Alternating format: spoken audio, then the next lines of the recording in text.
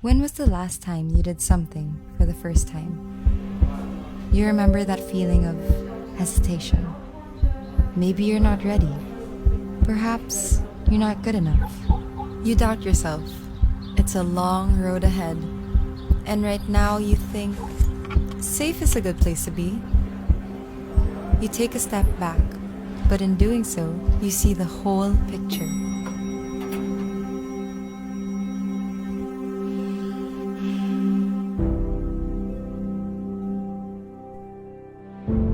You remember the stakes you were brave enough to take. So you shout at the unknown no longer, because you are your own master. You rise up, because you know you're not alone.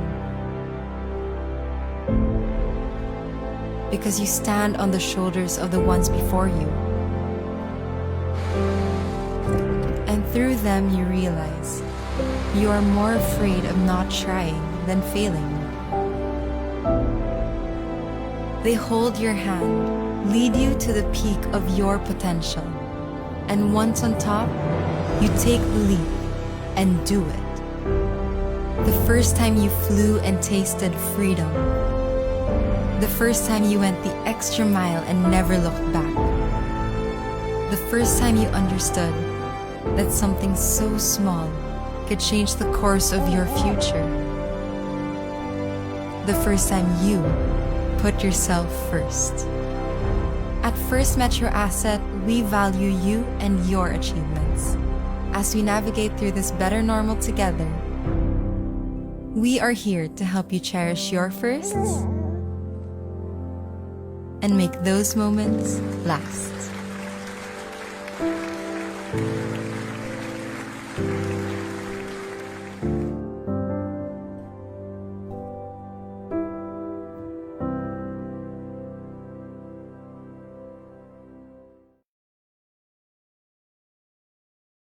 We're so excited this afternoon.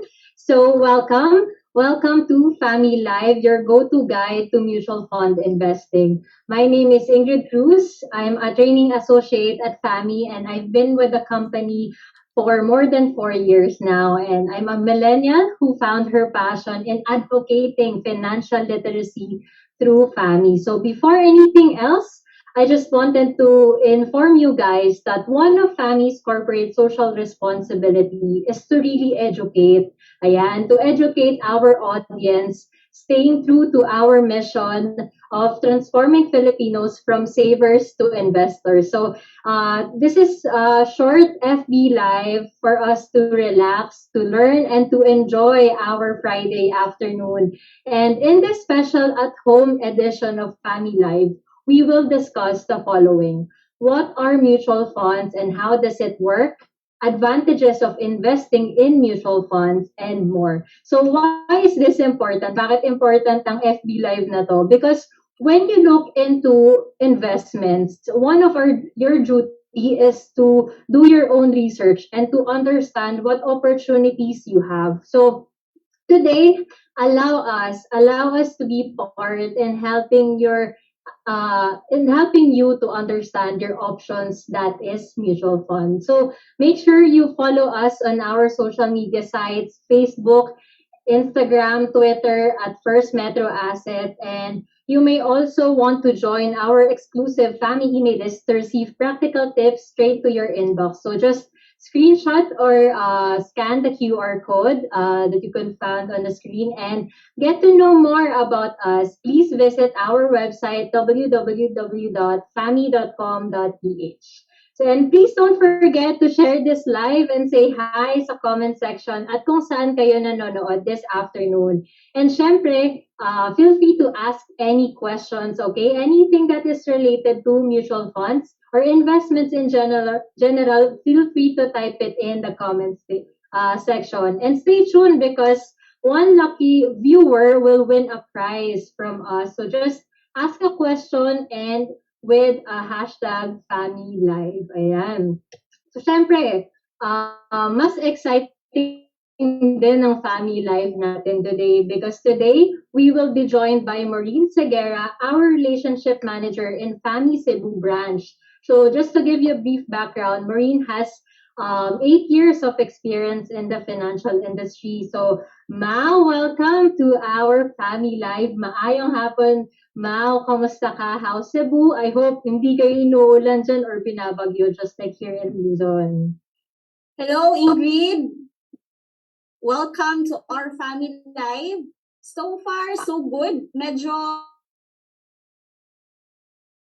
yung ano dito sa Cebu, umuulan pero hindi na masyado as compared to the previous days.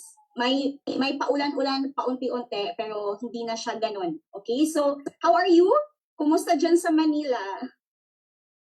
I'm good. Actually, nung nag-start yung live, biglang umulan eh. So, kaya tinatanong ko kung binabagyo ba kayo dyan. So, I'm happy that you're okay. Yeah, and doing good. good. Thank you. So yes, we are live today. So I'm all the way here from Cebu City. Hello to all our viewers. Kindly comment down below if you're watching kung saan man, wherever you are in the Philippines, Luzon, Visayas, Mindanao, or even if you're outside the country, kindly comment your location. Okay, so marami na tayong viewers, Ingrid. Yeah, So, we have yeah, 52 viewers. meron pala tayong viewer from Hong Kong. Hi, Miss Lorraine Caro, watching from Hong Kong. And We hi have to also Miss Beth. Yeah, and hi to Viv from Pasig. Yeah, Beth, watching from Cagayan de Oro. Hello, ma'am. Ayan, Miss Joan from Tarlac. Ayan, good afternoon po, ma'am. Yeah, we also have here from Maasin City, Southern Leyte. We also have from Mandawi City. So, Ingrid, well represented yung ano natin, session natin this afternoon. Yeah, and actually global na rin siya. Merong watching from Dubai. So, welcome to our family live. Yes, ang dami. Nationwide tayo. Dami. Worldwide. So, thank you so much for joining with us this afternoon. Okay, so we will make sure to make this quick but of course insightful.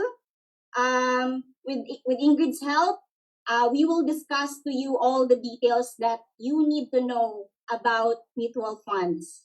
Okay, so before we start, we'd like to say thank you to our frontliners for your continuous dedication and sacrifices in the battle against COVID-19.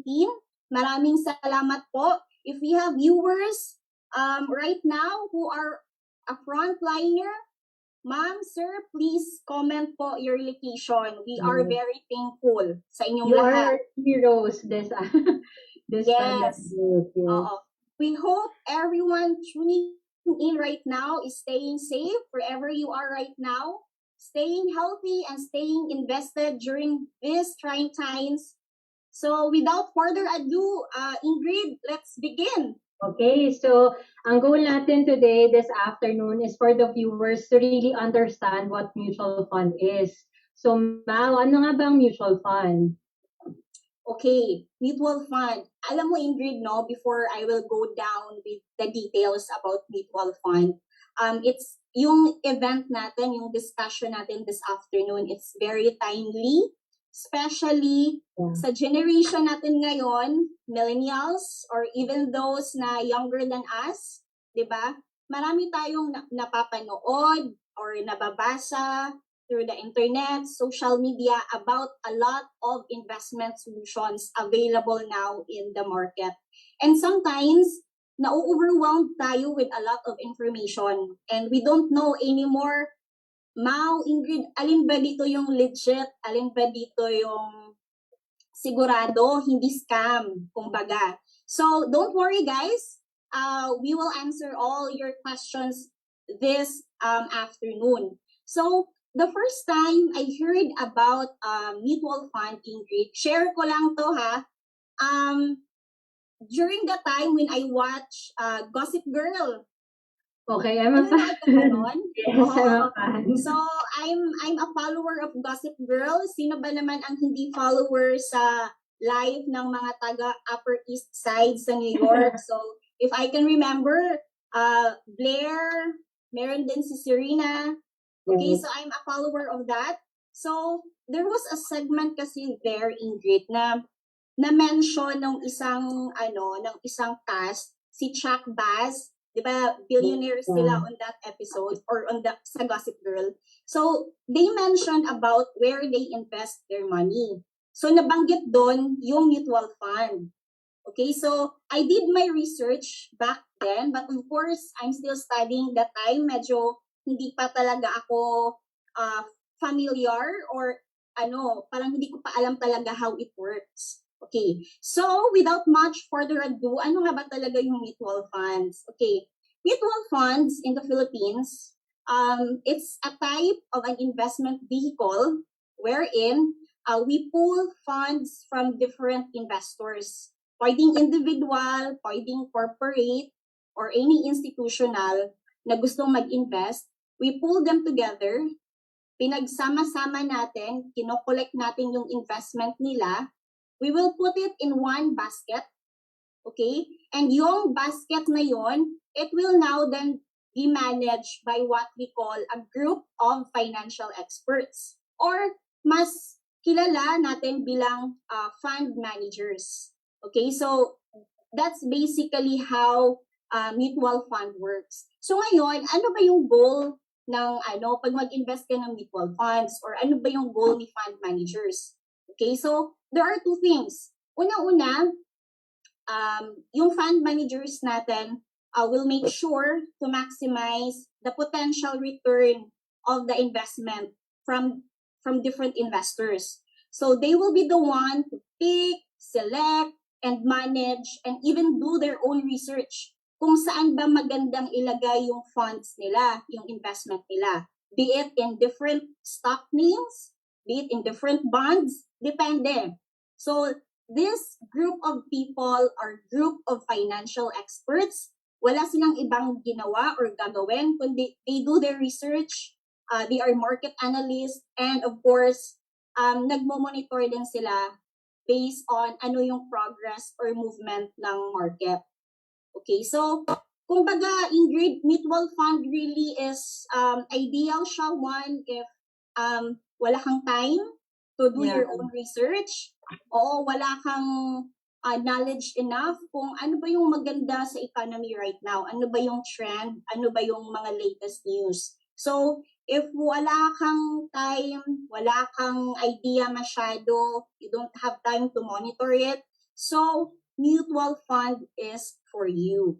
Yes, yeah, I agree. I agree with you, Mao. So, of course, may reason kung bakit tinatawag na mutual ang mutual fund. So, as the name suggests, it is a shared fund. Ayan, that pools or combines. So, katulad ng sinabi ni Mao, ulitin ko lang din para mas maintindihan natin na ito ay pinagsasama-sama ang pera ng mga investors, and now the fund manager, the experts invest the money in shares of publicly listed companies, or yung tinatawag natin na stocks or equities. Some invested in government bonds, may corporate bonds, money market instruments, at pwede din in a combination of these investments. And that would depend, of course, on the type of mutual fund that you may want to be invested in. Okay, so sa next episode natin, pag-uusapan natin kung ano yung mga different types of mutual funds. Pero Mao, di ba, maybe you could enlighten us. Siyempre, ang lagi naman nating tanong when we go or when we invest in something, ang tanong natin palagi is, what's in it for us? What will be the advantage if nag-invest tayo sa mutual fund? Okay, I agree, Ingrid. Even me as an investor, palagi nating tinatanong yan, what's in it for me if I will invest in that kind of vehicle? For mutual fund, actually, ang daming benefits. So, one of that, yung na-mention ko earlier, na for investment is being managed by a group of professionals. So, bilang manage siya ng mga financial experts, number one, we can really expect to maximize the potential return of the money. So, other than putting it in savings account or in other conservative portfolio, we can really expect potential higher return dun sa ininvest nating money. Okay. Pangalawa niyan, of course, it's also diversified investment. Siguro gasgas na yung term na to, Ingrid, no? If maririnig natin to, do not put your eggs in one basket. Ika nga, diba? So, it's really important to diversify all your money, all your funds. So, the good thing about mutual fund, diversified portfolio na siya. So, a part of it, invested in medyo aggressive na portfolio, meron ding conservative, or meron ding moderate lang or balance, okay? And also, hindi siya nakakoncentrate lang into one industry. So, diversified siya. Merong services, banking and finance, conglomerates, and other holding companies. So, yung idea kasi niyan, what if, di ba? Just like yung ano natin, do not put your eggs in one basket. Kasi what if yung isang basket na yon biglang nag-down, biglang nag-zero, for example. So, at least nababalansin niya kasi a portion of your investment is invested pa sa other industries. So, kunwari, biglang nag-up yung banking, biglang nag-up yung services. So, up ka pa dun sa part, hindi pa na-zero out yung portfolio mo. So, binabalanse through diversification. And of course, marami ding nagtatanong, may maturity ba yan? Kailan ko ba makukuha yung money ko? Do I need to wait for ilang taon pa bago ko makuha yung money ko? Mutual funds is highly liquid type of investment. So, wala tayong maturity, guys. As long as gusto mong kunin yung investment mo, pag kumita na, or you have need of the money, it's readily available. Pwede natin siyang ma-convert to cash kaagad, and you can redeem it. You don't have to wait for any maturity or any ilang years pa.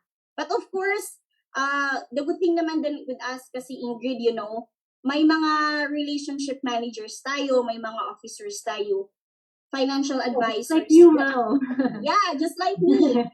That will guide you kung ano ba, good timing ba right now na mag-redeem or mag-top up. So, we've got you covered on that part. Yeah. Also, if I may add, madalas ko kasing naririnig din na tanong to to all our investors. Mau, how much ba yung net na makukuha ko dun sa value ko right now? How much ba yung tax? Palagi yung tinatanong sa akin. Maybe because dito sa Pilipinas, it's true to all, kadagdalaw natin, palaging nakasunod, nakabuntot palagi yung tax. Okay? The good thing about investing in mutual funds, you are subject or hindi ka subject to capital gains tax. So, hindi ka na mababawasan ng tax. So, kung ano yung nakikita mo doon sa net mo, sa statement mo, that's the fund readily available for you. No more deductions. Yeah, I agree with you, Mao. Siyempre, kanina katulad ng sabi ni Mao na you can redeem anytime that you want. But of course, you have to consider syempre yung goal mo, 'di ba? Kung bakit ka ba nag-invest in the first place. Pwedeng for your retirement, 'di ba? Usually ganun naman nag-invest yung mga tao for their retirement, for their child's education, 'di ba? So or pwede rin for their travel allowance, 'di ba? Yun yung mga pwedeng goals nyo that you could think about when you go to investing. And just to add sa lahat ng advantages na pwedeng mabigay ng mutual fund, I think the value that is given to you when you go into mutual fund is the value of fund management. Yung sinabi din ni Mau kanina, we have fund managers in every mutual fund that you can invest in, which you cannot practically get from just putting or placing your money in a fixed income instrument or directly investing in the stock market. So within investing in mutual funds, having a day job, just like me and Mal, or to all our viewers, or just being a beginner to investing, I must say that a mutual fund might be a better option for you because with mutual funds, you have your own driver. Ayan, may driver na tayong usapan. But Yes. basically, yung driver na sinasabi ko are the fund managers who will carefully select investment instruments who have more experience when it comes to investing. And with that, you may find investing relaxing, di ba? Kasi yun naman di ba? Lagi tayo nalilito, paano ba tayo magsisimula mag-invest? So you might want to look into mutual funds. And this is just kwento lang. Last Tuesday kasi FAMI was featured in an article in grit.ph. So the title of the article is Best Long-Term Investment for Filipino Kids and Teens. So mommies and daddies, you might want to look into mutual funds as well kasi while your kids are growing up, it will give them a taste of investing without riding the emotional waves that come with it. Diba, Mau? Yun yung I yun agree. yung maganda na maaga pa lang makapag-invest na, di ba? So, ang dami talagang advantages ng mutual funds and I hope we've give you some tips and also ideas kung bakit ba magandang mag-invest in mutual funds. So now, let's check the comment section. Ano ba yung mga questions na meron sa yan. If you have questions, guys, to all our beautiful viewers, wherever you are Yeah. right now, if you have questions, please comment nyo po yung mga tanong nyo. We are happy to answer all of that. Ayan, may Meron na tayong question mga ni Mau. questions. Yeah, from C. De La Cruz. What is the main difference between UITF and mutual funds? Okay. Hi, sir. C. De La Cruz, hello. Yeah, actually magandang tanong yan. Ano nga ba yung difference ni mutual fund tsaka ni UITF? UITF or unit investment trust fund. Okay. Yung difference lang niya, number one is yung nagre-regulate sa kanya. The structure itself, it's the same.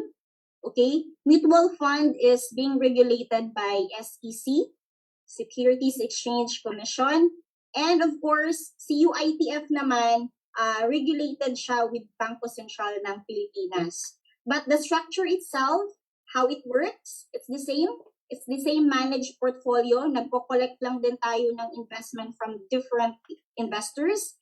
And may dedicated tayo na fund managers for that.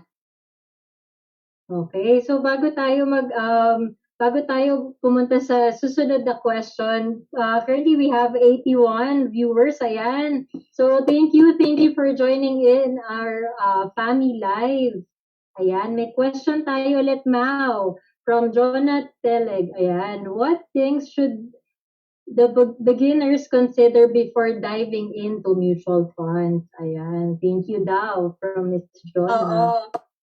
Yeah, before we start investing or before kayo mag-start to invest, one thing po na kino-consider natin unang-una is your goals. Okay, ano ba yung goal mo? Why do you wish to invest your money? Para saan siya? Importante po mag-gauge natin yan. Pangalawa, yeah, it could be for retirement or it could be for educational, travel, or any projects in the future. Pangalawa, dapat mag-gauge mo kung how many years kang gustong mag-invest. Yung tenure niya, importante yan. Okay?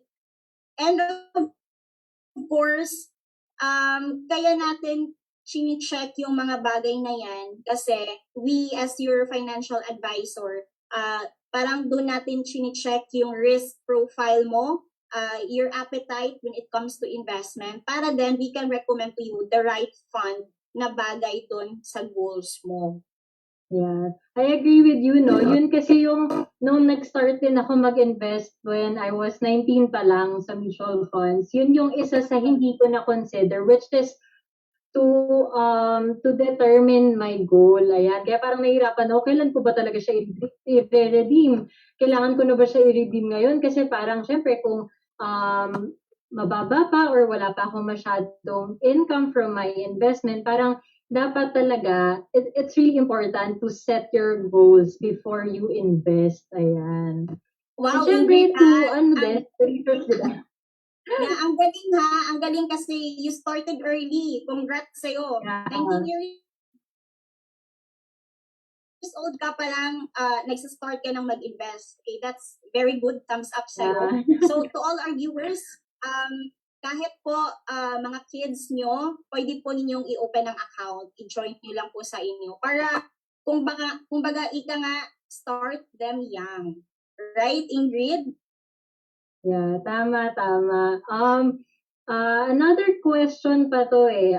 Magandang question na to from Lee Depositario. Ayan. Hi, good afternoon po. What are the potential risks when dealing with mutual funds? Okay. Yung risk involved po ni mutual fund, just like when you're investing in direct stocks or any other securities, mutual fund po kasi, the returns are not guaranteed. So, nagbe-base po siya doon sa market value or movement ng market on that day. So, in between, meron po talaga siyang fluctuations. Pero depende din yan kung anong fund po kayo naka-invest. Kunwari, doon kayo sa aggressive na basket. Medyo siya nagpa-fluctuate. Pero ideal naman siya for long-term duration. Okay? Pero kung naman, naka-invest naman tayo doon sa medyo conservative. So, hindi din siya masyadong maggalaw but still subject to volatility pa rin. So, yun lang yung mga risk involved when you invest in mutual funds. Ingrid, maybe you can add also something on that. Yeah, kasi syempre yun nga, katulad ng sinabi ni Mau, mayroong different risks. Okay, depende sa type of mutual fund you want to invest. Syempre, ang most aggressive type of fund natin are equity funds or the ones who are invested in publicly listed companies here in the Philippines. And we also have, we have what we call the balance fund. Ayan. So medyo teaser lang to sa susunod natin na FAMI, FB Live. Sa susunod nating FB Live. So, and another question that is somehow related sa sagot mo, Maue. This is from Yapi Domingo. So, good afternoon po. Pwede pa po, ang question is, pwede pa po ba ang mutual fund for me kahit malapit na akong mag-50? Ayan, ano po ang pwede sa akin na mutual fund? Ayan, diba? Katulad sabi ni Mo, it's never too late. Sir, very good question. Actually, walang age po. Yeah. Kung perfect age when to start to invest in mutual fund, no? Wala tayong age requirement.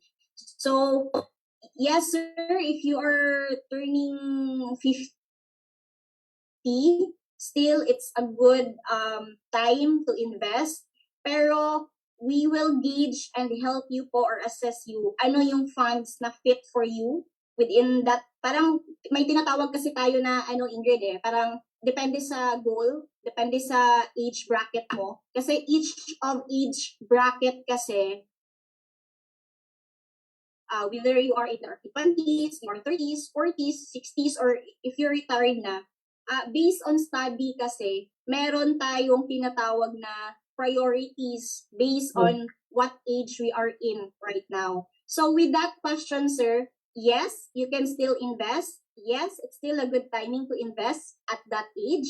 But with the help of FAMI's relationship managers, we will help you and guide you ano yung fit for you. Okay, so actually this will be the last question, but please feel free to comment pa rin with the hashtag FamiLive kasi again, one lucky viewer will receive prize from FAMI. So feel free to type any questions. We will either DM you or let you know the answer to your question. But the last question is, Mao, how much ang initial investment, ayan, to open a mutual fund account? That question Okay. is from Rodel Vergara. Yan, good afternoon, sir. Hi, hello sir. Well, investing in mutual funds, very lang siya, no, very affordable. For as low as 5,000 pesos only, you can already start your investment journey with FAMI mutual funds. So you can already start investing it, and pwede nyo din siyang mag-add-on ka po later on kung gusto nyo mag-top up. So for a minimum of only 1,000 per top up, you may do so, especially if you want to build your investments. Okay? Ingrid, before we will answer other questions, no, may nakakatawa yung mga mga viewers. Thank you so much for being so active this afternoon, no? All our viewers. Yeah, Sir Dak, Raymond Florida, hello sir. Talagang napansin ko talaga yung comment mo, sir. Both of you are beautiful. Thank you. Thank you po. sir. May ano ka sa amin, sir. May points ka sa amin. So, sige. So, do we have any more questions? Ayan, so far kasi we have a short time lang eh. So I think we will answer your questions via DM. Ayan. Yeah, napansin Daming nagnonood. Oo, napansin ko ang dami po nating questions, no? But due to limited time for the FAMI session this afternoon, we will make sure to answer each of your questions. We will DM you the answers po. Okay? Ayan, basta Bisaya daw, guwapa.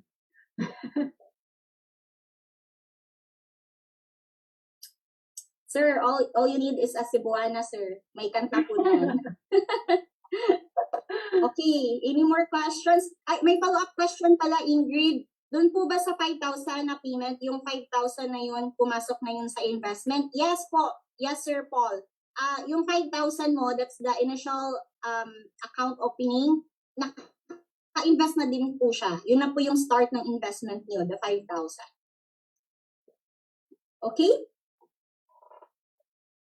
So, any more questions? Basta, lang guys, no, in a nutshell, before we will end our session, in a nutshell, kung gusto niyo pong mag-invest, but you don't know how to, you're not sure ano yung legit, ano yung scam and hindi, you don't have time to monitor it, you don't have time to manage it, so might as well try mutual funds. Ito yung investment vehicle na bagay sa'yo if you are medyo so this investment vehicle is for you. Right, Ingrid? Yeah, tama. And actually, when you go to mutual fund, just to add lang, hindi lang fund managers ang meron ka. You also have your relationship managers just like Mao who will give you advices, ayan, when it comes to investing. And if it's time to top up or to redeem or kung ano man, depending on your goal. Yes, agree. And for those who wish to know more about mutual funds, you can message our Facebook page or you can visit our FAMI website. You can chat there ano yung mga questions niyo. How to start opening an account with mutual fund. Especially, may nakita lang ako sa comments section, Ingrid, na how to start opening if you're in UAE. Okay, sir, don't worry po. You can message through our website or through our page. May mag-a-assist po sa'yo how to open your account. Okay? So, with that po, thank you so much everyone for your time this afternoon. Again, all your questions will be DM to you po. Sa lahat po ng mga may questions na hindi po namin na-accommodate lahat, we will surely answer that sa inyo. Alright? So, thank you so much everyone for tuning in. FAMI Live, your go-to guide for mutual fund investing. Stay tuned to our next episode where we will now differentiate naman kung today we introduce the advantages of mutual funds. In our next live session, of course, we will now then differentiate all types of mutual funds and of course, what are the legitimate asset classes, saan natin siya in-invest, and so much more. So, yung mga questions niyo po right now, of course, maybe ma-answer po yan in detail in our next live session, in our next episode. So I hope, Sean, we will post it po kung kailan in our FB page. So here at FAMI, we transform Filipinos from savers to investors. Okay? So this has been Mau. And my name is Ingrid. Happy payday, guys. Happy Friday, everyone. Thank you so much. Okay. Also, the winner will receive a DM from our FAMI page. Ayan.